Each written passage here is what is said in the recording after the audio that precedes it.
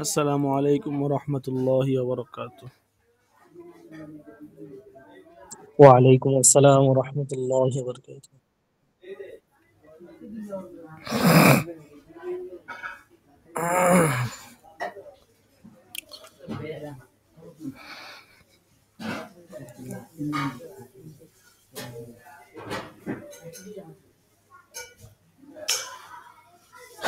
আচ্ছা, আজকে আমাদের পড়া হবে সিরাজি কিতাব থেকে আর সিরাজি ফিল মিরাজ। তো আমাদের আলোচনা কিছু পরিভাষা সম্পর্কে। কিতাব শুরুর আগে আমরা কিছু পরিভাষা সম্পর্কে জানবো।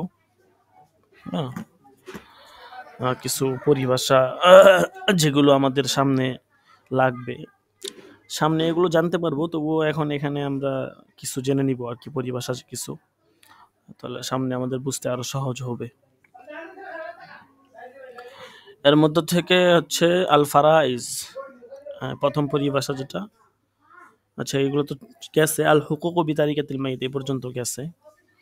তো এরপরের পরিভাষা হচ্ছে আল ফুরুজুল মুকাদ্দারাতু ফি কিতাবিল্লাহ, অর্থাৎ আল মুকাদ্দারাতু ফি কিতাবিল্লাহ, আল্লাহর কিতাবে বর্ণিত যেই অংশ আছে, নির্ধারিত অংশ, এগুলো আল্লাহর কিতাবে বর্ণিত কিছু নির্ধারিত অংশ আছে, তো ওই অংশগুলা, এটাকে বলা হয় ফুরুজে মুকাদ্দারা ফি কিতাবিল্লাহ, বা ফুরুজে মুকাদ্দারা বলা হয় আর কি। তো এখন এই ফুরুজে মুকাদ্দারা কয়টি, যেটা বলতেছে যে ফুরুজে মুকাদ্দারা হচ্ছে আপনার 6টি। একটা হচ্ছে আপনার নিসফুন, অর্ধেক আর কি। আরেকটা হচ্ছে রুবউন, 1/4, আরেকটা হচ্ছে সুমুনুন, ঠিক আছে, 1/8। একটা হচ্ছে হ্যাঁ সুলুসানে, মানে 2/3। আরেকটা হচ্ছে সুলুসুন, 1/3। একটা হচ্ছে সুদুসুন, 1/6। তো এই হচ্ছে আপনার ফুরুজে মুকাদ্দারা। তো এগুলাকেই বলা হয় ফুরুজে মুকাদ্দারা। আচ্ছা, তো এই ফুরুজে মুকাদ্দারা, এটার মুস্তাহেক কারা, অর্থাৎ 6টা অংশ আমরা মোট 12 জনকে দিব আর কি। মোট 12 জন এই 6টা অংশের মুস্তাহাক বা হকদার। এর মধ্য থেকে 4 জন হচ্ছে পুরুষ, তারা হচ্ছেন পিতা, দাদা, বৈপত্রিক ভাই এবং স্বামী।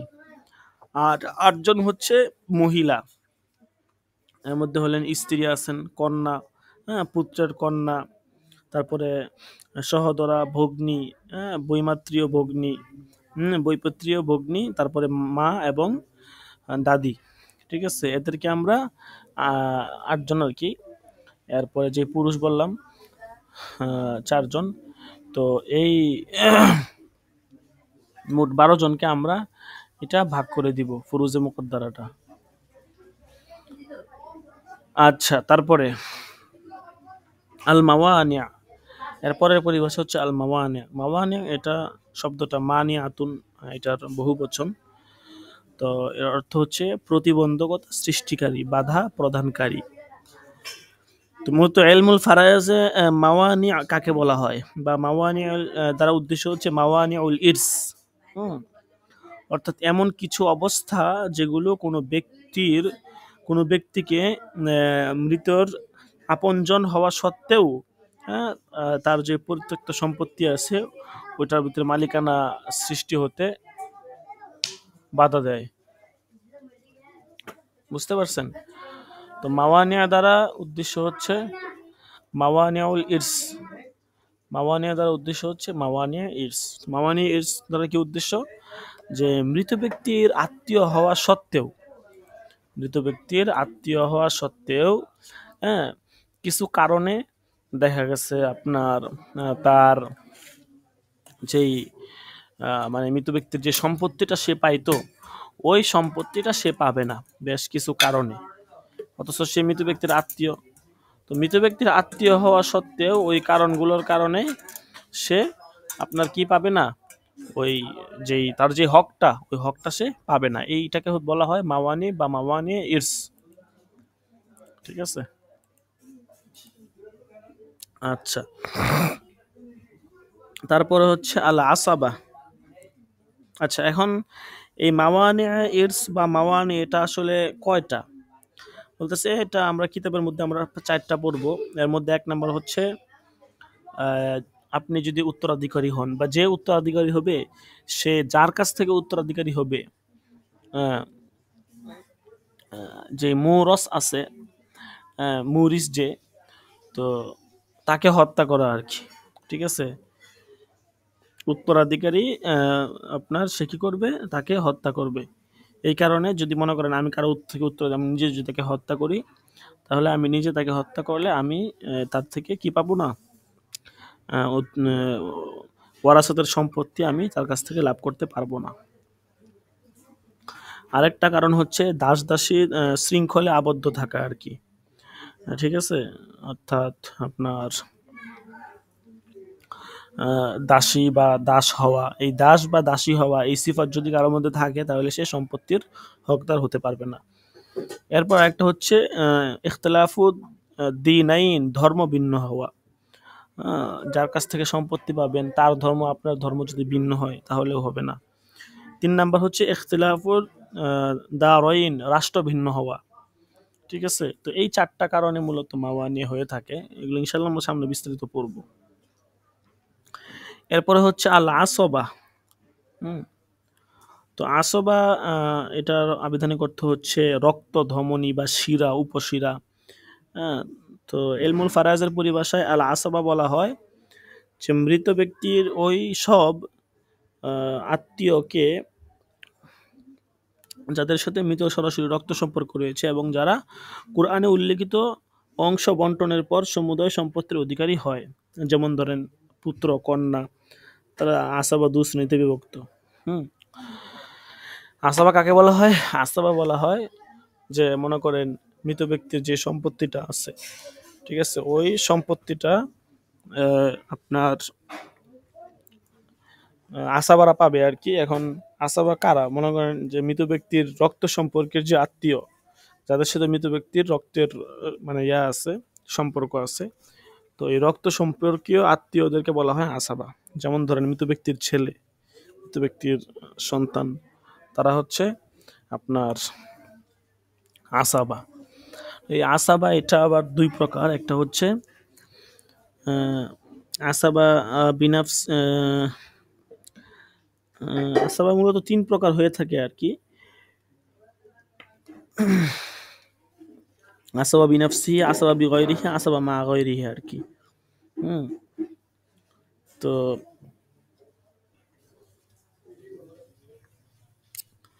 আসাবা বিনাফসি কাকে বলা হয়? তো আসাবা বিনাফসি হচ্ছে ওই সমস্ত লোক যারা মৃত ব্যক্তির ওই সমস্ত রক্ত সম্পর্কীয় পুরুষ আত্মীয় যাদের সাথে মৃত ব্যক্তির আত্মীয়তার সম্পর্কের ক্ষেত্রে কোনো মহিলার মাধ্যম নেই। মৃত ব্যক্তির পুত্র, হ্যাঁ, তার পিতা, ভাই, চাচা ইত্যাদি, এরা হচ্ছে আসাবা বিনাফসিহি। অর্থাৎ এদের সাথে মৃত ব্যক্তির সম্পর্কের ক্ষেত্রে কোনো মহিলার মাধ্যমে সম্পর্কটা হয় না আর কি। ঠিক আছে, অর্থাৎ এখানে তাদের সম্পর্ক সাবেত করার জন্য কোনো মহিলাকে এখানে নিয়ে আসতে হয় না। ছেলে মায়ের মাধ্যমে জন্মগ্রহণ করছে, ওইটা এখানে বলতেছে না। এটা বলতেছে এখানে যে সম্পর্কটা সাবেত করার জন্য কোনো মহিলা হয় না। যেমন মনে করেন মৃত ব্যক্তির খালাতো ভাই বা মৃত ব্যক্তির ভাতিজি বা ভাতিজা, এদের সম্পর্ক আসার জন্য কিন্তু মহিলা লাগে। অর্থাৎ মহিলা বিয়া করলে তারপরে গিয়া হচ্ছে আপনার কি আসবে, তার থেকে তার ফরাটা হচ্ছে ওই সন্তানটা। কিন্তু এখানে তো এরকম কোনো কিছু নেই। তো এদেরকে বলা হয় আসাবা, হ্যাঁ, বিনাফসিহি। আসাবা বিগাইরিহি কাকে বলা হয়? আসাবা বিগাইরিহি বলা হয় মৃত ব্যক্তির ওই সমস্ত রক্ত সম্পর্কীয় মহিলা আত্মীয় যারা এককভাবে 2 ভাগের 1 ভাগ বা 3 ভাগের 1 ভাগ অংশের মালিক, কিন্তু তাদের ভাইদের মধ্যস্থতায় তারা আসাবা হয়ে যায়। তো এরা মূলত 4 জন মহিলা, যেমন কন্যা, তারপরে পত্রী, প্রহিত বোন এবং হচ্ছে বৈমাত্রীয় বোন। ঠিক আছে, এই 4 জন মহিলা এরা হচ্ছে আপনার কি হয়ে যায়, আসাবা হয়ে যায় ভাইয়ের মধ্যস্থতায় আর কি। এদেরকে বলা হয় আসাবা বিগাইরিহি। এরপর আরেক প্রকার হচ্ছে আসাবা মা গাইরিহি আর কি। তো এরা হচ্ছে মৃত ব্যক্তির ওই সমস্ত রক্ত সম্পর্কীয় মহিলা আত্মীয় যারা অন্য কোনো মহিলার সূত্রে আসাবা হয়ে থাকে, যেমন মৃত ব্যক্তির বোন, হ্যাঁ, যে মৃত ব্যক্তির কন্যার সূত্রে আসাবা হয় আর কি। আচ্ছা, তো এই ছিল আসাবার প্রকারভেদ এবং সংজ্ঞা। এরপর হচ্ছে আপনার জাদ্দে সহি কাকে বলা হয়। তো জাদ্দে সহি হচ্ছেন পিতামহ বা ওনার উপরের কোনো পুরুষ আর কি, যার সাথে মৃত ব্যক্তির আত্মীয়তা সম্পর্ক কোনো মহিলা মাধ্যম নেই, যেমন দাদা, দাদার পিতা, এরকম আর কি। এটাকে বলা হয় জাদ্দে সহি। আর জাদ্দে ফাসেদ বলা হয় নানা, নানার পিতা, এগুলোকে বলা হয় আর কি। ঠিক আছে। এরপরে হচ্ছে জাদ্দায়ে সহিহা। জাদ্দায়ে সহিহা, জাদ্দায়ে সহিহা বলা হয় পিতামহী বা তদুর্ধ মহিলা যার সাথে মৃত ব্যক্তির আত্মীয়তা সম্পর্ক নেই, যেমন পিতামহীর মা, ঠিক আছে, দাদি আর কি, বা আপনার এদেরকে বলা হয় জাদ্দায়ে সহিহা। বুঝতে পারছেন? আচ্ছা, এরপরে হচ্ছে জাদ্দায়ে ফাসেদা। এদেরকে বলা হয়, এরা কারা? নানি, নানির মা, এদেরকে বলা হয় জাদ্দায়ে ফাসেদা। আচ্ছা, এরপরে আমাদের আরেকটা পরিভাষা হচ্ছে আল হাজব। সিরাজের ক্ষেত্রে আরেকটা ইলমে ফারায়েজের অন্যতম পরিভাষা হচ্ছে আল হাজব। হজব কাকে বলা হয়? যে হজব মানে হচ্ছে বাধা দেওয়া বা চাপ সৃষ্টি করা, আর হওয়া, আবিধানিক অর্থ আর কি। আর ইলমে ফারায়েজের পরিভাষায় হজব বলা হয় যে পরিত্যক্ত সম্পদ বন্টনে মৃতের এমন আত্মীয়ের উপস্থিতিকে হজব বলে, যার কারণে অন্য উত্তরাধিকারী প্রাপ্য যে অংশ ওটা থেকে সে বঞ্চিত হয় অথবা তার অংশ কমে যায়। এই তো যদি অংশ থেকে বঞ্চিত হয় তাহলে এটাকে বলা হয় হজবে হিরমান। আর যদি অংশ অল্প পায়, হ্যাঁ, দেখা গেছে আপনার পিতার উপস্থিতিতে দেখা গেছে দাদা কি পায় না, সম্পত্তি পায় না। ছেলে যদি মারা যায়, এমতো অবস্থায় পিতা যদি উপস্থিত থাকে, দাদা কি পায় না, সম্পত্তি পায় না। তো এটাকে বলা হয় হজবে হিরমান। আর মনে করেন সন্তান আছে, তো সন্তান যদি থাকে তাইলে মায়ের অংশ কি কমে যাবে যদি স্বামী মারা যায়, তাইলে এটাকে বলা হয় হজবে নুকসান। বুঝতে পারছেন? এই হচ্ছে হজব। হজব দুই প্রকার, হজবে হিরমান, হজবে নুকসান। তো হজব আর হচ্ছে আপনার মাওয়ানে, এই দুইটার মধ্যে কিন্তু পার্থক্য আছে। বুঝতে পারছেন? দুই বিষয়। আচ্ছা, এরপরে হচ্ছে আরেকটা পরিভাষা হচ্ছে মাখারিজুল ফুরুজ। কুরআনে কারিমে উল্লেখিত যে নির্ধারিত অংশসমূহে বন্টন সংখ্যাসমূহকে বলা হয় মাখারিজুল ফুরুজ। বন্টন যে সংখ্যা আছে না, কোরআনে একটা সংখ্যা বলছে না, সুলুস, সুমুন, সুদুস, রুবু, হ্যাঁ, এই সংখ্যাগুলোকে বলা হয় মাখারিজ ফুরুজ। যেমন সংখ্যা কোরআনে আছে কি 2 ভাগের 1 ভাগ, 4 ভাগের 1 ভাগ, 8 ভাগের 1 ভাগ, 3 ভাগের 2 ভাগ, 3 ভাগের 1 ভাগ, 6 ভাগের 1 ভাগ। হ্যাঁ, এগুলো প্রত্যেকটা সংখ্যা, হ্যাঁ, এগুলাকে বলা হয় মাখারিজুল ফুরুজ আর কি। তো এখন এগুলোর প্রত্যেক পূর্ব সংখ্যা যথাক্রমে দ্বিতীয় সংখ্যার দ্বিগুণ এবং প্রত্যেক দ্বিতীয় সংখ্যা যথাক্রমে তার পূর্ব সংখ্যার অর্ধেক। এটাকেই পরিভাষায় বলা হয় তাদঈফ এবং তানসিফ। যেমন মনে করেন দুই ভাগের 1 ভাগ, এটা পরে 4 ভাগের 1 ভাগ তাদঈফ হয়ে গেছে। এরপরে 8 ভাগ, 4-এর পরে ডাবল হইতেছে কত, 8 ভাগের 1 ভাগ, এটাকে বলা হয় তাদঈফ। 4-এর পরে 6 আছে, 6-এর পরে 8, হ্যাঁ, বা এখানে 3 আছে, 2-এর পরে 3, তো সামনের দিকে গেলে এটাকে বলা হয় তাদঈফ। আর যদি উল্টা দিক থেকে যান, যে কি 8 8 8 8 ভাগের 1 ভাগ, এরপরে 6 ভাগের 1 ভাগ, পরে 4 ভাগের 1 ভাগ, 3 ভাগের 2 ভাগ, 2 ভাগের 1 ভাগ, এটাকে বলা হয় তানসিফ। ঠিক আছে? তো এই হচ্ছে তাদঈফ, তানসিফ। তো এখানে আমরা মাখারিজুল ফুরুজ এবং তাদঈফ, তানসিফের পরিচয় জেনে নিলাম। এ সম্পর্কে আলোচনা যতগুলো আপনার পয়েন্ট বলতেছি, সবগুলো আলোচনা স্বতন্ত্র বহসে কিতাবের মধ্যে আসবে। হ্যাঁ, তো তারপরে আমরা এখান থেকে আর কি কিছুটা জেনে নিতেছি যেন কিতাব বুঝতে সহজ হয়। আচ্ছা, তারপরে হচ্ছে আল আউল। আউল এটার আবিধানিক অর্থ হচ্ছে বৃদ্ধি পাওয়া। পরিভাষায় উত্তরাধিকারের যে অংশ আছে, অংশ বন্টনের ক্ষেত্রে মূল মাসলা থেকে অংশ বেড়ে যাওয়াকে আউল বলা হয়। যেমন স্বামী এবং আপন দু বোনের বন্টন সংখ্যা বা মাসলা হচ্ছে 6, কিন্তু তাদের মানে অংশ বেড়ে যাওয়াকে, তাদের অংশ সংখ্যা স্বামী 3 এবং আপন বোন 4, তো মোট হয়ে যায় 7। তো দুই বোন মিলে আপনার হচ্ছে 7 পেয়ে যায় আর কি, মানে মোট সংখ্যা 7 হয়ে যাচ্ছে আর কি, 3 আর 4 মিলে 7 হয়ে যায়, এটাকে বলা হয় আউল আর কি। ঠিক আছে, মানে মাসলা হচ্ছে 6 দিয়া, কিন্তু মূল সম্পত্তির বন্টন হয়ে গেছে 7 দিয়া।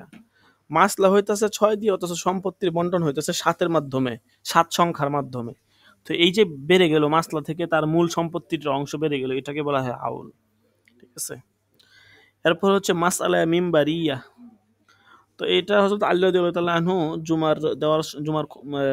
মানে জুমার যখন তিনি নামাজ পড়াইতেছিলেন, তখন এক ব্যক্তি আউল সম্পর্কিত প্রশ্নের জবাবে তিনি মিম্বারে দাঁড়িয়ে যে সমস্যাটা দিয়েছিলেন, এটাকে বলা হয় মাসআলাতে মিম্বারিয়া আর কি। মাসআলা মিম্বারিয়া আরো ব্যাখ্যা সামনে বিস্তারিত আসবে ইনশাআল্লাহ কিতাবে, ওখান থেকে দেখে নিতে পারবেন।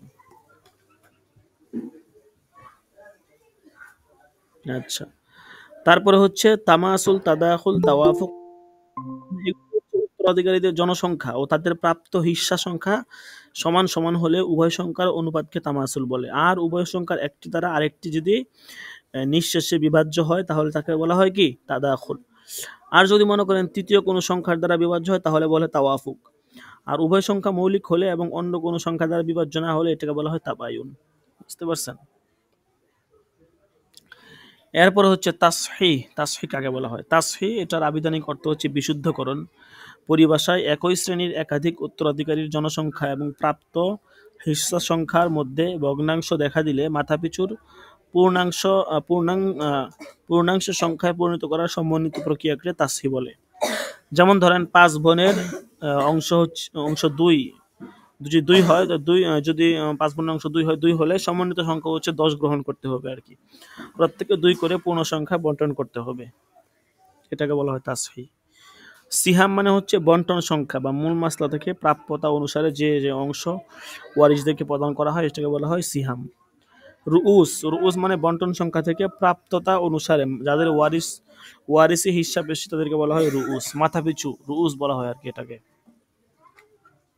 রদ মানে প্রত্যাবর্তিত করা। পরিভাষায় ত্যায্য সম্পদের যথা বন্টন সংখ্যা হতে উত্তরাধিকারীদের মধ্যে স্ব অংশ বন্টন করার পর উদ্ধৃত অংশ স্বামী এবং স্ত্রীকে বাদ দিয়ে অন্যান্যদের মধ্যে যথা প্রাপ্যতার বিবেচনায় পুনঃবন্টন করাকে রদ বলা হয়। ঠিক আছে, এরপরে মুনাসাখাকে বলা হয়, মুনাসাখা মানে হচ্ছে পরস্পর দূরীকরণ, একের স্থলে অপরটি সংস্থাপন। এটা হচ্ছে আপনার আবিধানিক অর্থ। পরিভাষায় মুনাসাখা বলা হয় মৃত ব্যক্তির উত্তরাধিকারীদের মধ্যে সম্পদ বন্টন করার পূর্বে তাদের মধ্যে থেকে কারো লোকান্তরে তার ত্যায্য অংশ তদীয় ওয়ারিসদের মধ্যে বন্টনের উদ্দেশ্যে সর্বসাকুল্যে সমন্বিত বন্টন সংখ্যা নির্ধারণ করে উভয় মৃতের উত্তরাধিকারীদের মধ্যে সমন্বিত বন্টন পদ্ধতি গ্রহণ করাকে বলা হয় কি মুনাসাখা। তো এগুলো সম্পর্কে আলোচনা সামনে আসবে ইনশাআল্লাহ, ওখান থেকে বিস্তারিত জানতে পারবেন। এরপরে জাবিল আরহাম, এটা তো একদম সহজ, যে জাবিল আরহাম মানে হচ্ছে যারা মৃত ব্যক্তির নিরেট মানে রক্তাত্মীয় সম্পর্ক না আর, কিংবা কোরআনে উল্লেখিত আপনার অংশের অধিকারীও নয়, এদেরকে বলা হয় জাবিল আরহাম আর কি। এমন আত্মীয়দেরকে যারা মৃত ব্যক্তির রক্তের আত্মীয় সম্পর্ক নয় আর কি, এবং কোরআনে যে অংশগুলো বর্ণনা করা হয়েছে এরা এই অংশগুলো পায় না, কিন্তু তারপরেও এরা ওয়ারিস পায়, ওরাসাত পায়, এদেরকে বলা হয় জাবিল আরহাম। খুনসা এটা হচ্ছে খানাসা থেকে ফৌলা রুজনে সিফাতে মুয়ান্নাস, অর্থ হচ্ছে কোনো ব্যক্তির হিজরা হওয়া বা ক্লিব লিঙ্গ বিশিষ্ট হওয়া আর কি। আচ্ছা, যাই হোক, তো এদেরকে খুনসে আজহার বা খুনসে মুশকিলও বলা হয়। তো এইগুলোর তাদের যে আলোচনা চলবে ওটা নিয়ে আর কি এখানে কথা হবে। খুনসা। মাফকুদ মানে হচ্ছে ফাকদান থেকে ইসমে মাফকুদ আসিকে, মাফকুদ মানে যে হারিয়ে যায়, হারিয়ে গেছে, তো এই ব্যক্তির সম্পত্তির হিসাব কি হবে, বুঝতে পারছেন? বা কতদিন পর্যন্ত সে নিখোঁজ থাকলে তার সম্পত্তি মানে বন্টনের ভিতরে পড়বে বা বন্টন করা যাবে এই সম্পর্কে আলোচনা। আচ্ছা, এরপরে হচ্ছে মুরতাদ। মুরতাদ কাকে বলা হয়? মুরতাদ হলো ওই ব্যক্তি যে ব্যক্তি ইসলাম গ্রহণ করে বা মুসলিম বংশধর হয়ে ইসলাম পরিত্যাগ করে আর তওবা সে করে না, তাকে বলা হয় মুরতাদ। আসির বলা হয় ওই মুসলিম ব্যক্তিকে যে কাফের শত্রুর হাতে বন্দী কিন্তু দিন ত্যাগ করেনি এবং অবস্থান অজ্ঞাত নয় আর কি, তার সে কোথায় আছে জানা যায় আর কি, তাকে বলা হয় আসির। আল গরক, গরক বলা হয় পরস্পর আত্মীয় মানে একদল লোক যারা একসাথে আহ, একসাথে তাদের মানে কবরস্থান হয় আর কি, মানে পানিতে যারা ডুবে গেছে আর কি এরকম। হ্যাঁ, ধরেন 10 জন লোক একসাথে পানিতে ডুবে মারা গেছে, হ্যাঁ এরকম, তো সকলেই এদেরকে বলা হয় গরক। বা পানিতে ডুবে যাওয়া শর্ত না, বা দেখা গেছে তাদেরকে একসাথে কবরস্থ করা হয়েছে আর কি, অ্যাক্সিডেন্টে মারা গেছে একসাথে 5 জনকে কবরস্থ, এদেরকে বলা হয় গরক। আর আল হারকা বলা হয় যারা একসাথে অগ্নিদগ্ধ হয়ে মৃত্যুবরণ করে, এদেরকে বলা হয় হারক। আর হাদমা বলা হয় যারা যে কোনো আঘাতে আর কি একদল লোক আত্মীয় পরস্পর একে অপরের আত্মীয়, এরকম হয় না ফ্যামিলি মিলে সবাই মিলে মানে ভ্রমণে যাইতেছে তারপরে কোনো কারণে অ্যাক্সিডেন্ট হয়েছে, এরকম হয় না? অবশ্যই হয়। তো এরা যে একসাথে কোনো দুর্ঘটনার কারণে যে মৃত্যুর সম্মুখীন হয়েছে, এটাকে এলমে ফারাজের পরিভাষায় এদেরকে বলা হবে আল হাদমা। বুঝতে পারছেন?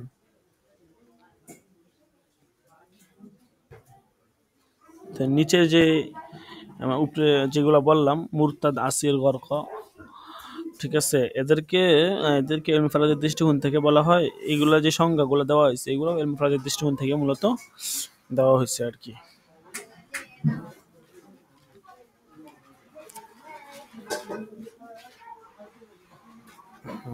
আচ্ছা, যাই হোক, তো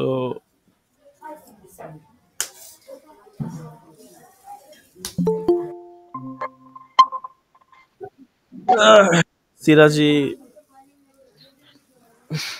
আজকে এ পর্যন্তই থাকুক। ইনশাল্লাহ পরবর্তী থেকে আমরা ইনশাল্লাহ কিতাব শুরু করে দিব। এখানে আরো কিছু অবস্থা আছে, তবে আমরা ইনশাল্লাহ সামনের সপ্তাহ থেকে সামনে দরস থেকে ইনশাল্লাহ কিতাব শুরু করে দেব। তো আজকে এ পর্যন্তই থাকুক। আমরা এখন শরহে উকুদটা ধরি। আমি কিতাব শেয়ার করে দেব, আমরা সকলে শরহে উকুদ ধরি। পড়া শেষ হলে ইনশাল্লাহ হাজিরা হবে।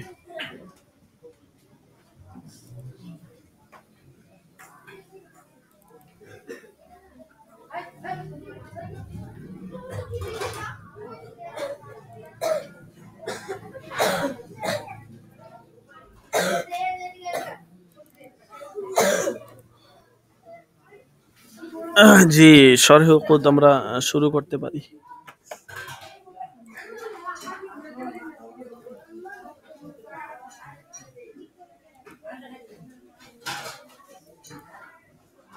بسم الله الرحمن الرحيم আমাদের وها على 7 طبقات ফুকাহে কেরাম তবকা নিয়ে পড়াতে, এটা তোমরা ইয়েতে পড়ছো এটা। الأولى طبقة المجتهدين في الشرع كالأئمة الأربعة رضي الله عنهم ومن سلك مسلك في تأسيس قواعد الأصول واستنباط أحكام الفروع عن الأدلة الأربعة من غير تقليد لأحد منهم. أولا وطبقة المطلق যারা ইজতিহাদ, উদাহরণস্বরূপ আইম্মা আরবা এবং সকল মুজতাহিদ যারা তাদের পথের উপর চলেন, যারা কাওয়ায়েদের হয় ভিত্তি রেখেছেন এবং উসুল ও ফুরুয়ের মধ্যে কারো মিনা একবার তাকলিদ পিঠা খায় করা গেলা, ব্যতীত আবার আইসো পিঠা খাইতে দলিল, ইজমা এলাকা লাগাইছে। এবং কিয়াস দ্বারা ফুরুই বিধিবিধান ইস্তেমবাদ করেছেন। এরাই হলেন প্রথম তবকা। الثانية طبقة المجتهدين في المذهب, দ্বিতীয় স্তর হলো মুজতাহিদ ফিল মাযহাব, যারা পুরা প্রথম যারা ছিল আইম্মা আরবা, দেখো তারা মনে করলো যে একটা বিষয়কে গবেষণা করার ক্ষেত্রে কখনো কখনো শাফিঈ মাসলাকেরও হয়েছেন, কখনো কখনো তোমার মালিকি মাসলাকেরও হয়েছেন। দেখা গেছে যে দুই দল একই মত পর্যন্ত পৌঁছে গেছে। হুম, দুজনের যে ইস্তেমবাতের ক্ষেত্রে, এগুলোর ক্ষেত্রে দুজনের মত এক জায়গায় যে একই জায়গায় দাঁড়াইছে। কিন্তু দ্বিতীয় স্তরের যিনারা আছেন ওনারা হলেন মুজতাহিদ ফিল মাযহাব। যেমন আমরা খালি আমাদের মাযহাবের ইমামদেরকে চিনি, কারণ আমাদের মাযহাব নিয়ে আমাদের গবেষণা বেশি। হ্যাঁ, আমাদের মাযহাবে ইমাম আবু ইউসুফ, ইমাম মুহাম্মদ, দেখবা যে ইনাদের মাসলাক গুলো, মানে ইনারা নিজের থেকে যে মাসলাক গুলো বলছে এগুলো সব হানাফিদের মধ্যেই থাকবে। যেইটাই দেখবা যে আবু ইউসুফও বলছে, ইমাম শাফিঈও বলছে, সেক্ষেত্রে বুঝতে হবে এক্ষেত্রে আহাদুম মিনাল কওল আবু হানিফা রয়ে গেছে, অর্থাৎ এখানে নিশ্চিত আবু হানিফা রহমতুল্লাহ কওল বলে গেছেন। বুঝছো এরকম ব্যাপারটা। হ্যাঁ, দ্বিতীয় মাসলাক তাবাকাতুল মুজতাহিদিন ফিল মাযহাব কাবি ইউসুফ ওয়া মুহাম্মদ ওয়া সাইর আসহাবি আবি হানিফা আল কাদিরিন আলা ইস্তিখরাজ আল আহকাম আন আল আদিল্লাহ আলা মুক্তাদা আল কওয়াইদ আল্লাযী قررها উস্তাদুহুম। তারা তাদের ওস্তাদদের কায়দা অনুযায়ী নিজেরা দলিল থেকে বিধিবিধান বের করতে পারেন। ওয়াইন খালাফুহু ফি বাদিল ফুরু লাকিন ইউকাল্লিদুনাহু ফি কওয়াইদিল উসুল। তারা উসুলের কওয়াইদের ক্ষেত্রে তাকলিদ করে থাকেন, কিন্তু ফুরুয়ের ক্ষেত্রে কখনো কখনো তার মুখালাফাত হয়ে থাকে। الثالثة طبقة المجتهدين في المسائل التي لا نص فيها عن صاحب المذهب। তৃতীয় নাম্বার স্তরটা কখন আসবে? যখন এই প্রথম দুনো স্তর, অর্থাৎ তুমি আবু হানিফার মাসলাকের হইলে আবু হানিফার থেকে কোনো কওল পাচ্ছ না, অথবা তার শাগরেদদের থেকে কোনো কওল পাচ্ছ না, তখন আসবে তৃতীয় নাম্বার স্তরের কাজ। ওইটাই বলতেছে যে তৃতীয় নাম্বার স্তরটা ওই সময়ের যে মাসাইলের ক্ষেত্রে হ্যাঁ কোনো নস নেই সাহেবে মাযহাব থেকে, যেমন কাল খাসসাব। দেখবা যে কখনো কখনো এমন মত আসে যে এটা খাসসাফের মত। ওয়া আবি জাফর আনিত তাহাবি ওয়া আবিল হাসান আল কারখি ওয়া শামসিল আইম্মাতিল হলওয়ানি ওয়া শামসিল আইম্মাতিস সারখসি ওয়া ফখরুল ইসলাম আল বাজদাউই ওয়া ফখরুদ্দিন কাজী খান ওয়া আমসালি। فإنهم لا يقدرون على شيء من المخالفة لا في الأصول ولا في الفروع। যে তারা কোনো মুখালাফাত করার ক্ষমতাই রাখেন না, লাকিন্নাহুম ইয়াস্তামবিতুনা আল আহকাম ফিল মাসাইল আল্লাতী লা ইয়াসা ফিহা আনহু আলা হাসবি কওয়াইদিল উসুল। কিন্তু তারা ইস্তেমবাত আহকামের ক্ষেত্রে যে মাসলাগুলোর ক্ষেত্রে তাদের মাযহাবের যারা ইমাম ছিলেন তাদের থেকে যদি কোনো মত না হয়ে থাকে, এগুলোর এই নতুন সৃষ্ট মাসালার ক্ষেত্রে তারা তাদের ইমামদের বর্ণিত দলিল থেকে, বর্ণিত কওয়ায়েদ থেকে তারা মাসআলা ইস্তেমবাতের ক্ষমতা রাখেন। এটা হলো তৃতীয়। الرابعة طبقة أصحاب التخريج من المقلدين كالرازي وأضرابه، فإنهم لا يقدرون على الاجتهاد أصلا، لكنهم لإحاطتهم بالأصول وضبطهم للمآخذ يقدرون على تفصيل قول مجمل ذي وجهين وحكم مبهم محتمل لأمرين منقول عن صاحب المذهب أو أحد من أصحابه। চতুর্থ হলো মুকাল্লিদ, আসহাবুত তাখরিজের স্তর। আসহাবুত তাখরিজের স্তর, এই প্রথম তিনটা কিছু কি ছিল? প্রথমটা ছিল হলো মুজতাহিদের স্তর, দ্বিতীয়টাও ছিল মুজতাহিদ ফিল মাযহাবের স্তর। এগুলা এইভাবে মুখস্থ রাখবে তাহলে সহজ। তৃতীয়টাও মাসাইলে ইজতিহাদকারীর স্তর। মানে প্রথম তিনটাই ছিল কিসের? ইজতিহাদের স্তর। তৃতীয় তবকা থেকে শুরু হচ্ছে হলো মুকাল্লিদ, যে হলো আসহাবুত তাখরিজের স্তর। এক্ষেত্রে রয়েছেন ইমাম জাসসাস এবং তার সমকক্ষ ফকিহগণ। তাদের ইজতিহাদের কোনো ক্ষমতা নেই। তাহলে মানে বোঝা গেল তৃতীয় নাম্বার স্তর পর্যন্ত ইজতিহাদের স্তর, পরের স্তরগুলো শুধু মুকাল্লিদ।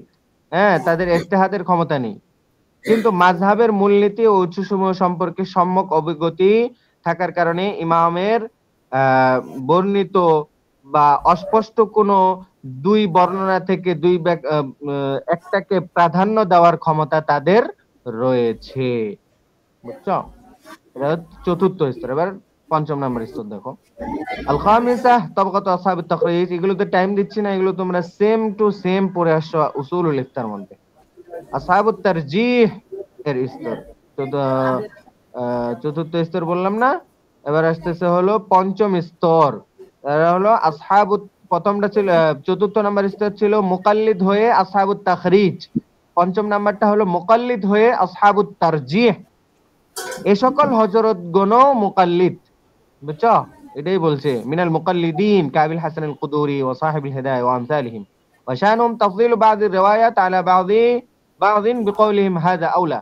তাদের ক্ষমতা কতটুকু যে তারা দুই রিওয়ায়াতের মধ্যে থেকে একটাকে আউলা বলার ক্ষমতা রাখেন। হ্যাঁ, ওয়া হাযা আসাহহু রিওয়ায়াতান ওয়া হাযা আওদাহ ওয়া হাযা আওফাক লিল কিয়াস ওয়া হাযা আরফাক লিন নাস। এগুলো বলার ক্ষমতা তাদের রয়েছে। আসহাবুত তারজিহ গেল। ষষ্ঠ নাম্বার স্তর তাবাকাতুল মুকাল্লিদিন আল কাদিরিন আলা তাময়িজ বাইন আল আকওয়া ওয়াল কবি ওয়া যায়িফ ওয়া যাহির রিওয়ায়া ওয়া যাহিরিল মাযহাব ওয়া রিওয়ায়াত নাদিরা। এখন বলতেছে কাসহাবিল মুতুনিল মু'তাবারাহ মিসলু সাহিবিল কানজ ওয়া সাহিবিল মুখতার। ষষ্ঠ নাম্বার স্তর মুকাল্লিদ বুঝতে হবে। দেখো এখানে মুকাল্লিদের কয়েকটা স্তর আছে। প্রথম যে মুকাল্লিদের স্তর চতুর্থ নাম্বার যেটা গেল, ওইটা একদম মুকাল্লিদে আকওয়া যেটাকে বলা হবে, যে মুকাল্লিদের সর্বোচ্চ স্তর। দ্বিতীয়টা আমরা মুকাল্লিদে আওসাত খামেসা যেটা। ষষ্ঠ নম্বরে যেটা আসতেছে মুকাল্লিদে আদেনা, মুকাল্লিদে আদেনা। এদের মধ্যে কোনো ক্ষমতা নেই, শুধুমাত্র এরা তাময়িজ করার ক্ষমতা রাখেন যে এই কওলটা হলো আকওয়া, এই কওলটা হলো কওয়ি, এই কওলটা হলো আযআফ, এই কওলটা হলো যায়ীফ, এই কওলটা হলো যাহির riwayat, এই কওলটা হলো নাওয়াদির রিওয়ায়া। এরকম ক্ষমতা তাদের মধ্যে আছে, বুঝছো? এই ষষ্ঠ নাম্বার স্তর। এই জন্য এই এই এই স্তরের মধ্যে সমস্ত যত মু'তাবারাহ মুতুন রয়েছে, সমস্ত মুসান্নিফগণ এই স্তরের মধ্যে চলে আসছে, বুঝছো? ষষ্ঠ নাম্বার। তারপরে চলো সপ্তম নাম্বার।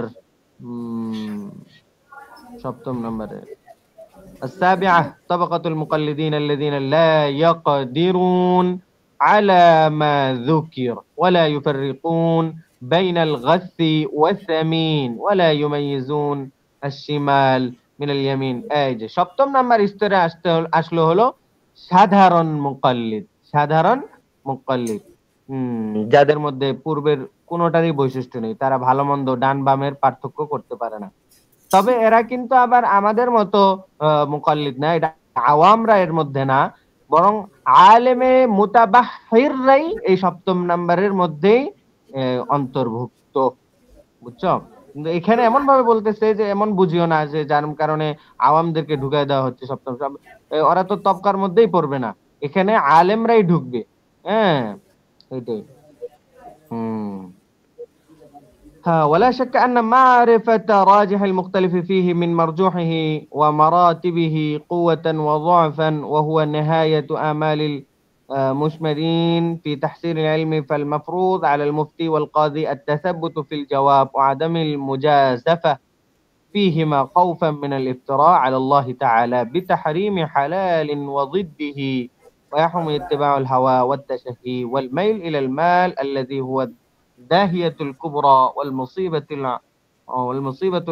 العظمى، فإن ذلك أمر عظيم لا يتجاسر عليه إلا كل جاهل شقي। انتهى। বলতেছে আল্লামা ফতোয়া প্রদানের পূর্বে তাহকিক করা আবশ্যক। ফতোয়া প্রদানের পূর্বে তাহকিক করা। সামনে সব কথা বলার পরে বলতেছেন ফতোয়া প্রদানের পূর্বে তাহকিক করা আবশ্যক। সব 7 স্তর শেষ, এখন নতুন কথা চলতেছে। আল্লামা খায়রুদ্দিন রামালি ফতোয়া খায়রিয়ার শেষে একটি অধীনে লেখেন যে মতবিরোধপূর্ণ মাসআলায় রাজিহ মারজুহকে শনাক্ত করা এবং সবল ও দুর্বল মত সম্পর্কে অবগত হওয়া ইলমে ফিকহ অর্জনের ক্ষেত্রে শীর্ষ চূড়ায় উত্তীর্ণদের সর্বশেষ আকাঙ্ক্ষা। মুফতি ও কাজীর জন্য তাহকিক করার পরে জবাব প্রদান করা আবশ্যক। ধারণা ও অনুমানের ভিত্তিতে জবাব দিবে না। হালালকে হারাম কিংবা হারামকে হালাল সাব্যস্ত করে আল্লাহ তাআলার উপর মিথ্যা আরোপ করা থেকে ভয় করবে। আর নফস ও প্রবৃত্তির অনুসরণ এবং অর্থ সম্পদের প্রতি ঝুঁকে পড়াও হারাম। এই ধন সম্পদ তো বড় আপদ ও সর্ববৃহৎ মুসিবত। মোট কথা, ফতোয়া প্রদান করা অত্যন্ত গুরুত্বপূর্ণ কাজ। এ ব্যাপারে একমাত্র দুর্ভাগা ও অজ্ঞ ব্যক্তি নির্বিঘ্ন হতে পারে। অর্থাৎ ফতোয়া প্রদানের ক্ষেত্রে, হ্যাঁ, বলতেছে যে যারা অজ্ঞ এবং যার ভিতরে আখিরাতের ভয় নাই, সেই কেবল ফতোয়া প্রদানের ক্ষেত্রে তাড়াহুড়া করতে পারে। হুম হুম সামনে দেখো, বাহসুল কুতুব গায়রুল মুহাররারা, অনির্বাচিত কিতাব সমূহের আলোচনা। কুলতু فحيث علمت وجوب اتباع الراجح من الأقوال وحال المرجح له، تعلم أنه لا ثقة بما يفتى به أكثر أهل زماننا بمجرد مراجعة كتاب من الكتب المتأخرة، خصوصا غير المحررة كشرح النقايا। বলতেছে এখান থেকে যেটা বলতেছে সেটা হলো যে তোমাদেরকে তো বললো যে ফতোয়া প্রদানের ক্ষেত্রে খুব সচেতন হতে হবে। এর প্রথম একটা কারণ এখানে উল্লেখ করতেছে। একটা কারণ বলতেছে, ফতোয়া প্রদানের ক্ষেত্রে তোমার এক দুটি কিতাব দেখে ফতোয়া দিলে চলবে না। হুম অথবা তোমার এখানে যে কারণটা বলতেছে সেটা হলো যে যেই কিতাবটা প্রসিদ্ধ না, গায়রুল মুহাররারা, এটা দুই অর্থ, এটা ছাপানো আকারে আসেনি, অথবা যেই কিতাবটা তোমার প্রসিদ্ধ না। এমনকি এই জন্য দেখবা যে ফতোয়া যখন তামরিন যে তোমরা করতেছো, এই ক্ষেত্রে কিন্তু তোমাদের প্রসিদ্ধ কিতাবের নাম লিখতে হয়, বুঝো নাই? প্রসিদ্ধ কিতাবের একটা নাম লিখবা বা দুইটা নাম লিখবা, ওই তামরিনে তুমি নাম্বার যদি 35 থাকে 35ই পাওয়া যাবে। আর গায়রে মাশহুর কিতাবের 100টা নাম লিখবা, তারপরেও তুমি 35-এর জায়গায় হয়তো 10 বা 15 পাইতে পারো। বুঝছো? এরকম হলো ব্যাপারটা। তো এটাই বলতেছে, এক দুটি কিতাব দেখে কিংবা অস্পষ্ট কিতাব থেকে ফতোয়া দেওয়া কি নাই, জায়েজ নেই। আল্লামা শামি বলতেছেন, কুলতু, আল্লামা শামি নিজে বলতেছেন যে আমি বলি, যখন এই বিষয়টি জানা হলো যে মতভেদপূর্ণ মতামতের মধ্যে রাজেহ মতের অনুসরণ করা ওয়াজিব এবং তারজিহ দাতাদেরও অবস্থান জানা হয়ে গেল, তখন এটা জেনে নেওয়া উচিত যে এই সকল ফতোয়ার কোনো ধর্তব্য নেই, যা আমাদের যুগের অধিকাংশ মুফতি সাহেবগণ পরবর্তীকালে লিখিত কিতাবাদি থেকে কোনো একটি দেখে নিয়ে প্রদান করে থাকেন। বিশেষত অস্পষ্ট কিতাবাদির দ্বারা ফতোয়া প্রদান করা দুরুস্ত নয়। যেমন কুহস্তানি, হ্যাঁ, রচিত শারহে নেকায়া, আল্লামা হাসকাফি রহমতুল্লাহ আলাইহি যেটা লিখেছেন এটা। হুম। তো কি বোঝা গেল? যে তোমার প্রথম কথা হলো ফতোয়া প্রদানের ক্ষেত্রে মশহুর কিতাব লাগবে। والدر المختار والأشباه النظائر ونحوها فإنه لشدة الاختصار والإيجاز كادت تلحق بألغاز مع ما اشتملت عليه من السقط في النقل في مواضع كثيرة وترجيح ما هو خلاف الراجح، بل ترجيح ما هو مذهب الغير مما لم يقل به أحد من أهل المذهب। দুররে মুখতার, ইবনে নুজাম মিসরির আল আশবা ওয়ান নাজায়ের এবং এ জাতীয় অন্যান্য কিতাবাদি, কেননা এই সকল কিতাবাদি অধিক সংক্ষিপ্তর কারণে ধাঁধার ন্যায় পরিণত হয়েছে। ফাইনাহু লিশিদ্দাতিল ইখতিসার ওয়াল ইজাজ কাদাত তালহাকু বি আলগাজ। আলগাজ হলো ধাঁধা। মানে তুমি এই কিতাবের এই ফতোয়া স্বামী বলতে হইলে তোমার পুরাটার থেকে ওটা মাসালাটা হল করতে হবে, বুঝছো? কিন্তু মূল যে সংক্ষিপ্ত যেটা আছে ওইটার থেকে ফতোয়া দিলে তোমার চলবে না, কারণ ওখানে তো এবারত সংক্ষিপ্ত, বুঝছো না? এবারত লেখার ক্ষেত্রেও তোমার ওই যে ওটার সাথে এবারতটা যে ব্যাখ্যা আছে, দেখবা যে তোমরা তামরিনের ক্ষেত্রে ব্যাখ্যাটা না লিখলে কিন্তু তুমি শুধু যদি এবারতটা টানে দাও তাহলে কিন্তু হবে না। এবারত তোমার ব্যাখ্যা সহ টানতে হবে, তাইলেই তোমার ফতোয়াটা গ্রহণযোগ্য হবে। আল আশবা ওয়ান নাজায়ের এটা কি গ্রহণযোগ্য? না না না, এটা বুঝায়নি, এগুলা আবার উল্টা বুঝিও না। আল আশবা ওয়ান নাজায়ের তো গ্রহণযোগ্য, কিন্তু আল আশবা আর নাজায়েরের এবারত গুলো এত মানে সংকীর্ণ যেটা একটা আওয়ামের সামনে পেশ করলে সে এটা বুঝে উঠবে না, বুঝছো? এটাই বলতেছে, সংক্ষিপ্ততার কারণে ধাঁধার ন্যায় পরিণত হয়েছে। উপরন্তু এই সকল কিতাবাদিতে অনেক স্থানে অন্যান্য গ্রন্থ থেকে ইবারত নেওয়ার ক্ষেত্রে কিছু শব্দ ছুটে গেছে, এবং এই সকল কিতাবের মধ্যে রাজেহ নয় এমন মতকেও তারজিহ দেওয়া হয়েছে, বরং অন্যান্য মাযহাবের অভিমত সমূহকেও তারজিহ প্রদান করা হয়েছে। যে মতের সপক্ষে মাযহাবের কোনো প্রবক্তা নেই। এখন বলতেছে ورأيت في أوائل شرح الأشباه للعلامة محمد هبة الله قال ومن الكتب الغريبة ملا مسكين شرح الكنز والقهستاني لعدم الاطلاع على حال مؤلفيهما أو لنقل الأقوال الضعيفة كصاحب القنية أو لاختصار كالدر المختار للحسكفي والنهر والعيني والعيني شرح الكنز. قال شيخنا صالح الجنيني أنه لا يجوز الإفتاء من هذه الكتب إلا إذا علم المنقول عنه والاطلاع على ما أخذه منه، هكذا سمعته منه، وهو علامة في الفقه مشهور والعهدة عليه. দুর্বল কিতাবের একটা দুর্বল কিতাব সমূহ বা গায়রে মাশহুর কিতাব সমূহের একটা শিরোনাম এখানে টানলো, এবং তিনি বললেন যে আল্লামা মুহাম্মদ হিবাতুল্লাহ বালি আল আশবাহের ভাষ্য গ্রন্থের শুরুতে লিখেছেন যে ফাতোয়া সম্পর্কিত দুর্বল কিতাবাদি হলো কানজের শরাহ মোল্লা মিসকিন এর শরহে নুকায়া এবং শরহে কুহস্তানি। কেননা এই গ্রন্থদ্বয়ের লেখকদের অবস্থা জানা যায় না, বুঝছো? 2 নম্বর হলো কুনিয়া গ্রন্থের সকল কিতাব, কুনিয়া গ্রন্থকারের, কুনিয়ার যিনি মুসান্নিফ, কুনিয়া গ্রন্থকারের কুনিয়া যে কিতাব আছে ও কিতাবের গ্রন্থকারের সকল কিতাব, কারণ তিনি তার কিতাবাদিতে দুর্বল অভিমত নকল করে থাকেন। আল্লামা হাসকাফির দুররে মুখতার, আল্লামা উমর ইবনে নুজাইমের কানজের সরা আন-নাহরুল ফাইক, বুখারীর ভাষ্যকার আল্লামা আইনি রচিত কানজের সরা রমজুল হাকায়েক শেষাক্তে কিতাব 3টি সংক্ষিপ্ত হওয়ার কারণে মুক্তাবিহি কিতাবের মধ্যে অন্তর্ভুক্ত করার উপযুক্ত নয়। শেখ জিনিনি বলেন যে উল্লেখিত কিতাবাদি দ্বারা ফতোয়া দেওয়া জায়েজ নাই। হ্যাঁ, অবশ্যই যদি মানকুল আনহু তথা যিনি যার থেকে বর্ণনা করা হচ্ছে এই সম্পর্কে যদি জ্ঞান লাভ করা যায়, অর্থাৎ এর উৎস মূল সম্পর্কে যদি জানা যায়, বালি রহমতুল্লাহ আলাইহি বলেন, তাহলে এই ব্যাপারে ফতোয়া দেওয়া কি আছে, জায়েজ আছে। বালি রহমতুল্লাহ বলেন আমি তার থেকে এরূপই শুনেছি, আর তিনি ছিলেন ইলমে ফিকহের সুপ্রসিদ্ধ আলেম, আর তিনি যা কিছু বলেছেন তার দায়ভার তারই উপর অর্পিত। হ্যাঁ, এই হলো মূল কথাটা। পরে দেখো কি বলতেছে, কুলতু, এই যে এখানে কুলতু কুলতু যতগুলা বলবে না সব হলো ইমাম আল্লামা শামি রাহমাতুল্লাহ আলাইহির কথা।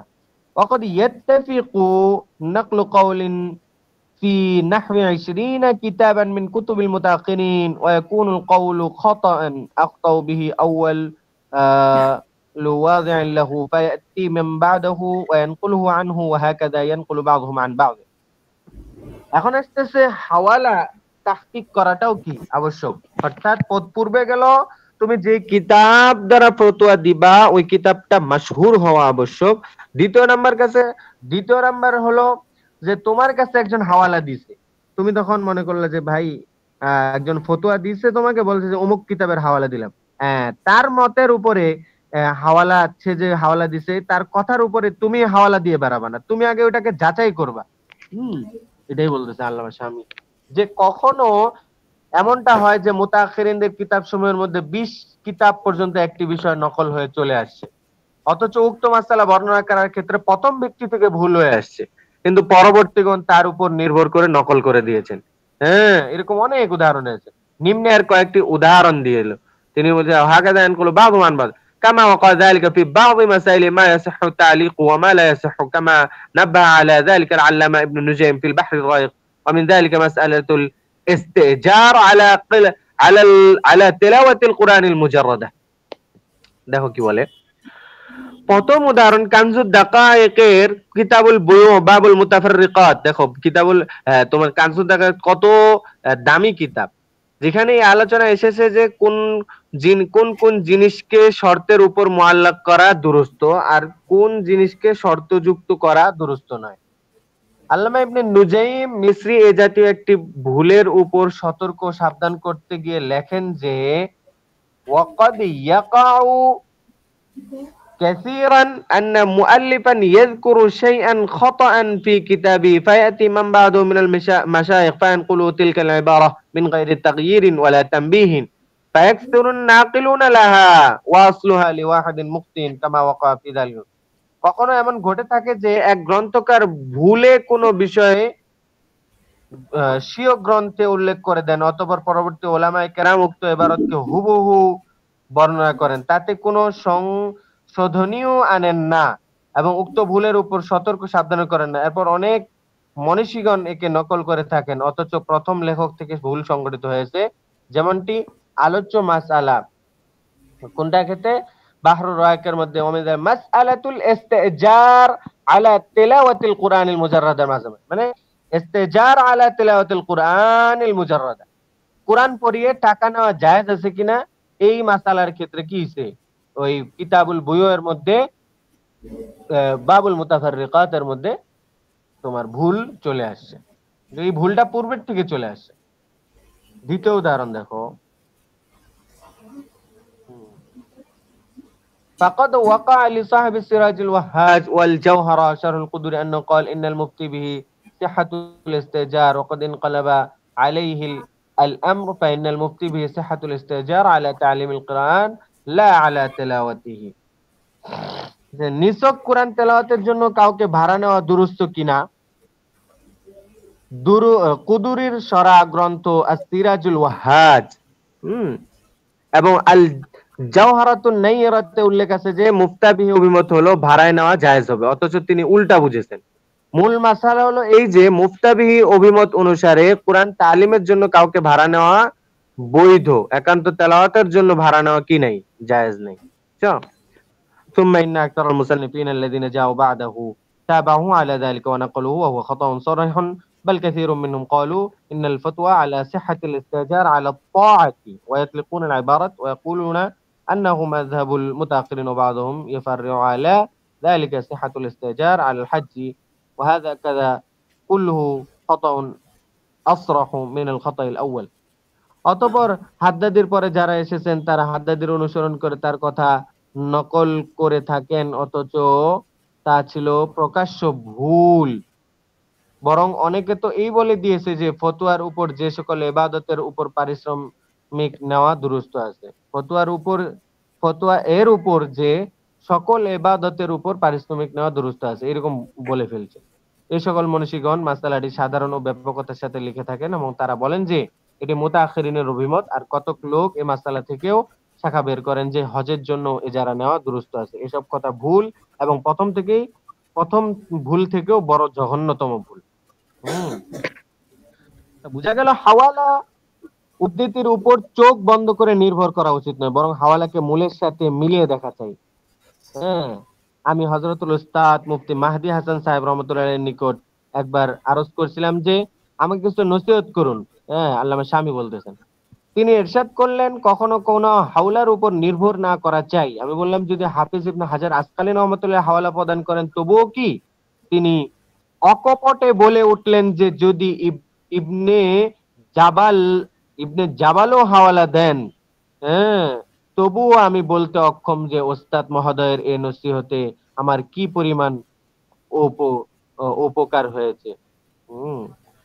বললেন স্যার কি বললো যে যদি ইবনে জাবালও হাওয়ালা দেন তবুও তুমি কি করবা, এর থেকে বিরত থাকবা। আমি বলতে অক্ষম যে ওস্তাদ মহোদয়ের এই নসিহতে আমার কি পরিমাণ উপকার হয়েছে, মানে উনি আল্লামা শামী বলতেছেন, কাজে আল্লাহ তাআলা তাকে উত্তম প্রতিদান দান করুন। তো এইরকম বড় বড় ভুল অনেক সময় পুরা প্রসিদ্ধি আকার ধারণ করে থাকে।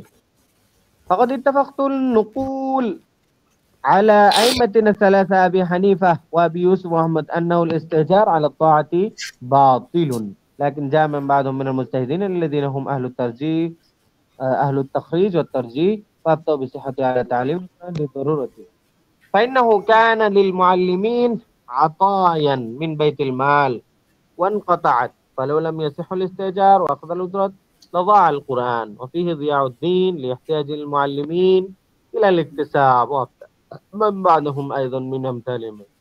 আমাদের আইম্মা সালাসা থেকে সর্বসম্মতিক্রমে এটা বর্ণিত হয়েছে যে ইবাদত বন্দেগীর জন্য ইজারা গ্রহণ বাতিল, কিন্তু পরবর্তী মুজতাহিদগণ যারা ছিলেন আসহাবুত তাখরিজ ও তারজিহের যারা ছিলেন জরুরতের কারণে তারা তালিমে কোরআনের উপর ইজারা গ্রহণের বৈধতার ফতোয়া দিয়েছেন। কেননা কোরআনের শিক্ষকগণ পূর্বে রাষ্ট্রের তরফ থেকে একটা বাইতুল মাল থেকে একটা ভাতা পাইতো, বুঝছো, যা পরবর্তীতে বন্ধ হয়ে যায়। এই কারণে যদি তালিমে কোরআনের উপর এজারা এবং বেতন গ্রহণকে নাজায়েজ সাব্যস্ত করা হয় তাহলে কোরআন ধ্বংস হয়ে যাবে। কেননা কোরআনের শিক্ষকগণকেও জীবিকা উপার্জনের ফিকির করতে হবে, আর কোরআনের ধ্বংস হলো দ্বীনের ধ্বংস। অনুরূপ ভাবে পরবর্তী হযরতগণ যারা আসহাবে তারজিহ ও আসহাবে তাসহিহের সমপর্যায়ে ছিলেন তারা আযান ও ইকামতের উপরও এজারার বৈধতার ফতোয়া দিয়েছেন, কেননা এই দুটি বিষয়েরও দ্বীনের অনন্য নিদর্শনের অন্তর্ভুক্ত। এই কারণে জরুরতের ভিত্তিতে বেতন ভাতা গ্রহণ করাকে জায়েজ বলে সাব্যস্ত করা হয়েছে। এই ছিল মুতাআখিরিনদের ফাহাদা মা আফতা বিহিল মুতাআখিরুন আন আবি হানিফ, এটাই হলো মুতাআখিরিনদের ফতোয়া যা তারা ইমাম আজম এবং তার শিষ্যদের প্রতিনিধিত্ব করতে গিয়ে প্রদান করেছেন। কেন বর্তমানকালে যদি আইম্মা সালাসা উপস্থিত থাকতেন এবং বিবর্তিত অবস্থার চিত্র অবলোকন করতেন তবে তারা অবশ্যই এই ফতোয়াই প্রদান করতেন এবং নিজেদের পূর্ববর্তী অভিমত থেকে রুজু করে নিতেন। মোট কথা, উপরোল্লিখিত সুরতগুলো ব্যতীত অন্যান্য ইবাদত বন্দিগির উপর ইজারা গ্রহণ করা বাতিল হওয়ার উপর মতন সরা ও ফতোয়ার গ্রন্থাদি একমত রয়েছে। আর এই সকল হযরত বৈধতার ভিত্তি জরুরতকে অর্থাৎ দিন বরবাদ হয়ে যাওয়ার আশঙ্কাকে বর্ণনা করেছেন এবং এই ভিত্তিটিকে তারা পরিষ্কার রূপে উল্লেখও করে দিয়েছেন। অতঃপর এই কথা কি করে যথার্থ হতে পারে যে মুতাআখিরিনদের মতে নিরেক তিলাওয়াতের উপরও ইজারা বৈধ? এটা কথাটা কি ছিল না, সহি ছিল না।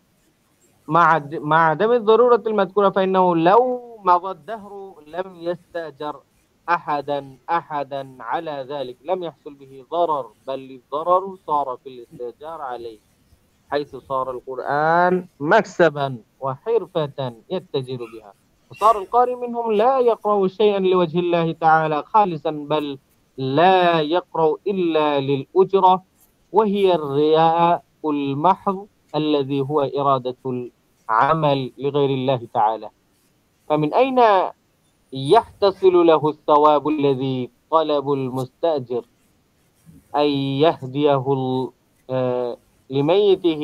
وقد قال الإمام قاضي خان أن أخذ الأجر في مقابلة الذكر يمنع استحقاق الثواب، مثله في فتح القدير في أخذ المؤذن الأجر ولو علم أنه لا ثواب له لم يدفع له فلسا واحدا।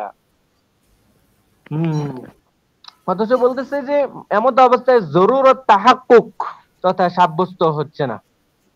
শত শত বছরও যদি অতিক্রান্ত হয় আর কেউ শুধুমাত্র কোরআন তেলাওয়াতের জন্য ইজারার উপর কাউকে না নেয় তবুও কোরআন কোনো প্রকার ক্ষতি নেই, বরং ক্ষতি তো এই জাতীয় ইজারার মধ্যে নিহিত।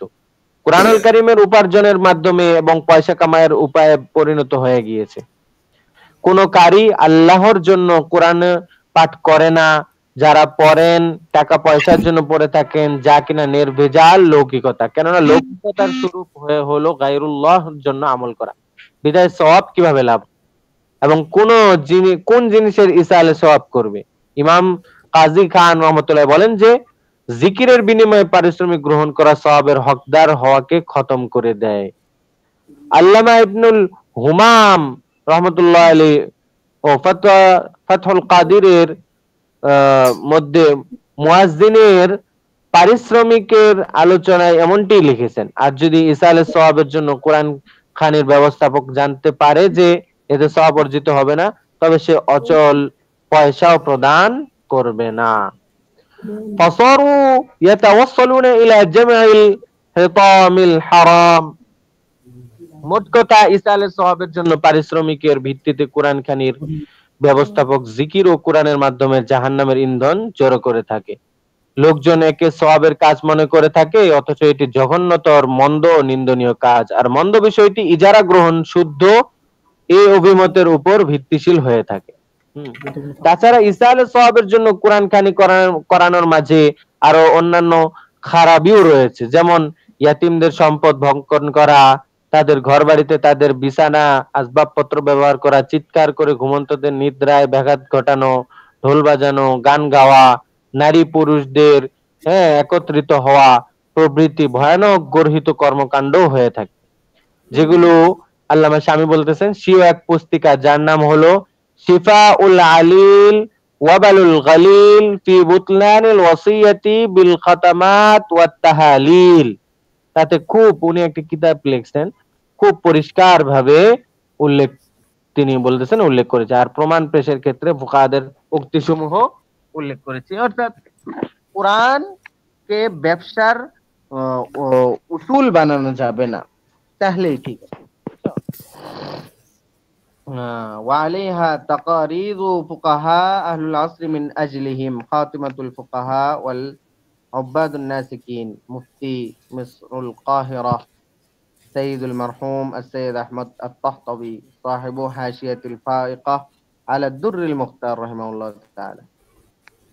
উক্ত রিসালার মধ্যে সমকালীন ফুকায়ে কেরামের অভিমত সমূহ স্থান পেয়েছে, যাদের মধ্যে মান্যবর খাতেমাতুল ফুকাহা, খাতেমাতুল উব্বাদ, কায়রোনগরীর মুফতি দুররে মুখতারের হাসিয়াকার আমার শ্রদ্ধেয়, তিনি বলেন আমার শ্রদ্ধেয় ওস্তাদ সাইয়েদ আহমদ তাহতাবী রহমতুল্লাহ আলাইহি।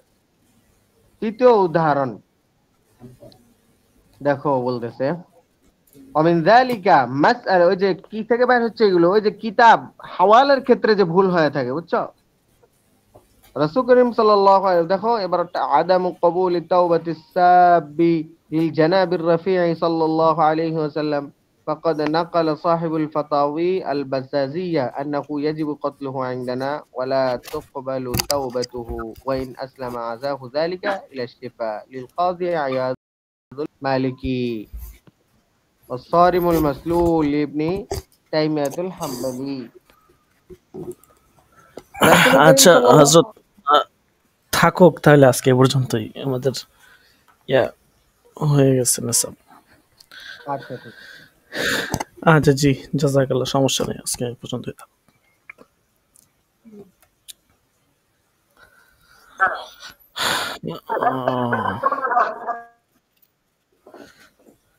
আচ্ছা, এখানে আমাদের যেহেতু কিতাব মোটামুটি কিতাব কমেই, বেশি না, এই জন্য আমরা অল্প অল্প করেই পড়বো, সমস্যা নাই। আর আমাদের ইনশাল্লাহ দরস শেষ হওয়ার আগে আগে কিতাবও শেষ হয়ে যাবে ইনশাল্লাহ। এখানে যে মেইন কিতাবটা আছে পিডিএফ, তো এখানে আপনার দেখাচ্ছে যে 97 পৃষ্ঠা আর কি। তো প্রতিদিন আমরা যদি গড়ে 5-7 পৃষ্ঠা করে পড়ি, ইনশাল্লাহ আশা করি শেষ হয়ে যাবে আর কি সময় মতো। আচ্ছা ঠিক আছে, আজকে আপাতত এ পর্যন্ত থাকুক, ইনশাল্লাহ সামনে আমরা আরো বেশি করে পড়ব। তো এখানে মাসলা চলতেছিল মনে হয়, 2টা মাসলা চলে গেছে, ইনশাল্লাহ 3 নাম্বার মাসলা থেকে আগামী দরসে হবে। ওমিন যালিকা মাসআলাতু আদামি কবুলি তাওবাতিস সাবি। আচ্ছা, হাজিরা টাকা হবে, আমরা হাজিরা দিয়ে দিই।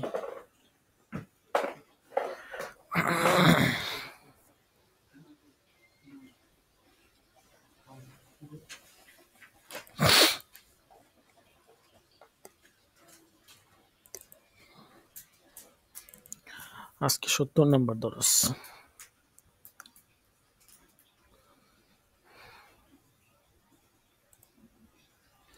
রাকিবুল হাসান নাই, ছুটি দিয়েছিল। আচ্ছা, মোহাম্মদ ইউসুফ আছে, মোহাম্মদ ইউসুফ নাই।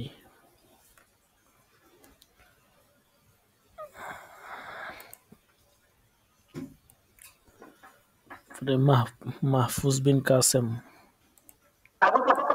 لبيك. আচ্ছা, গোলাম কিবরিয়া, لبيك. এমদাদুল ইসলাম, لبيك.